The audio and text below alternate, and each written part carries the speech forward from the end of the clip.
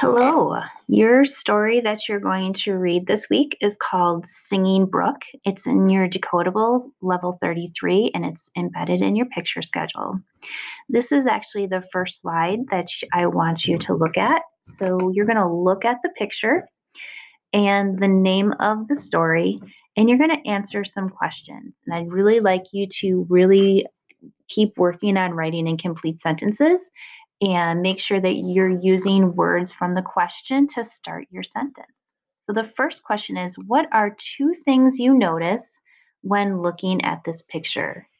So your sentence could start, I notice, and then name two things when looking at this picture. What is the title? The title is, and then write your sentence. What do you think the story will be about? I think the story will be about, and then just by looking at that picture and the title, what do you think the story could be about? And this is just what you're thinking and what you're wondering. There's really no right or wrong. I just want us to get in a habit of practicing what our thinking can be before we start a story. And your last question is, what are some questions that you're thinking? So I want you to come up with a question or two. I'm wondering, and that could be a sentence starter. Okay, your next slide is your preview word slide. So your words are lodge, yawn, moist, braves, owl, stretch, tribe, gather, ponder, breeze, faint, soothe, hawk, fawn, chant, hunting. And I put some pictures to help us, and they might give us some clues now what our story could be about. The first picture is of a lodge, and a lodge is a home of Native Americans. So it's where Native Americans live in a lodge. This picture is of a brave. Braves are an Indian man that hunted or fought for his people. This picture is of a tribe. A tribe is a community of Native American Indians. And below that is some picture of food that's in a bowl and a little girl that's maybe got a piece of fruit. And that little girl or the women in tribes, they would gather. And to gather means to pick plants or food in the wilderness or in the wild. And the picture right here of the kitty, it says soothe. So soothe, you can see he's stroking the cat's head and he's soothing him. He's trying to make him calm or quiet. So it must be working because the kitty's eyes are closed. And the last picture is of a fawn. A fawn is a baby deer. All right, and then what I'd like you to do is practice using those words in a sentence. So you're going to write only 3 sentences using these words: lodge, tribe, and fawn. So I pointed them out to you. And here's a little hint. I would use the picture to come up with a sentence. Who is in the picture? What's happening in the picture? Remember to use a capital letter at the beginning of a sentence and a period at the end. The next slide is previewing phrases. So I'll read the phrases for you. Left the lodge, mist and fog, snag a deer, gather wood, deep gash, deer, elk, or moose. Her task was done, standing in a grove, a chant of thanks, look of trust. I have 3 pictures. They're going to match a phrase. It says, this one here is, what does mist and fog mean? Does it mean a clear sunny day? B, the time before sunset? C, low clouds that reach the ground, making the air feel damp? The middle picture, what does standing in a grove mean? A, standing in a wooded path. B, standing among a group of trees. C, standing outside the sun.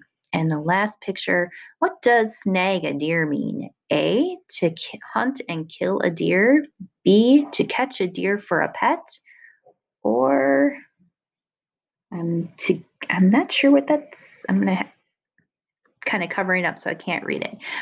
So some of them might fit, but there's one answer that fits the best. Okay, And our next slide is our story. So I'm going to read the story out loud to you, but it's also going to have audio buttons on it so you can press it and hear it as well. Singing Brook.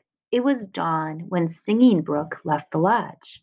No one else was up, so she stood in the mist and fog to stretch, to yawn, and to feel the soft breeze on her face. Standing in the cool air, she would ponder things. Would the owl be going back to sleep now? Would the hawk be up hunting for food?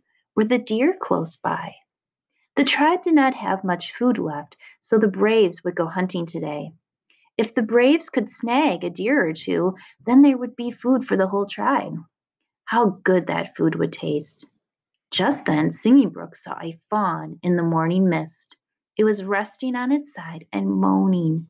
She ran to the fawn. It could not get up to run. It was limp. It just lay there in pain. Oh no, she said, I must save this fawn and keep it from the braves and from the tribe that it is in need in the tribe that is in need of food. She laid her hand on the small fawn. She could soothe it with the soft strokes of her hand.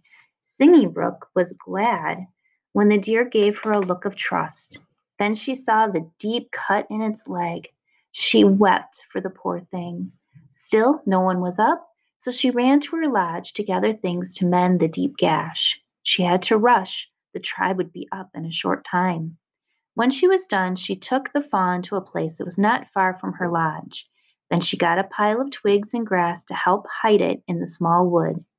That day the braves went hunting, but did not bring back one deer, elk, or moose. The tribe just had to make do with the small store of food that was on hand. When it got dark, Singing Brook left the lodge to check on her fawn. She woke no one as she made her way in the damp, moist soil. The fawn was sleeping, so she left it to rest in its safe bed and went back to her lodge. The next day, Singing Brook said, I shall gather wood for the fire. I will not be long. When her task was done, she sped to the fawn. The fawn was laying in its grassy bed. I'm going to assume it says. I must keep it safe a bit longer, she said. That day, luck was with the tribe. The braves saw 5 deer standing in a grove and shot 3 of them. These deer would feed the tribe well. The cooks of the tribe would roast some parts of the deer, and some they would dry for later use. In this way, the food would not spoil, and the tribe would have food for weeks. When the tribe had had their fill of food, they all sang a chant of thanks. Singing Brook did not join in the singing. She sped off to the woods to check on her sweet fawn. But the fawn was gone. She could see its faint prints in the moist soil, and she was glad. She went back to the tribe by the fire, singing a chant of her own, a chant of thanks. Goodbye, fawn. Good luck, sweet fawn. So that is the end of the story. So right now you're going to be working on 2 things, vocabulary, phrases, also your wonderings about the story before you read it, and then read the story.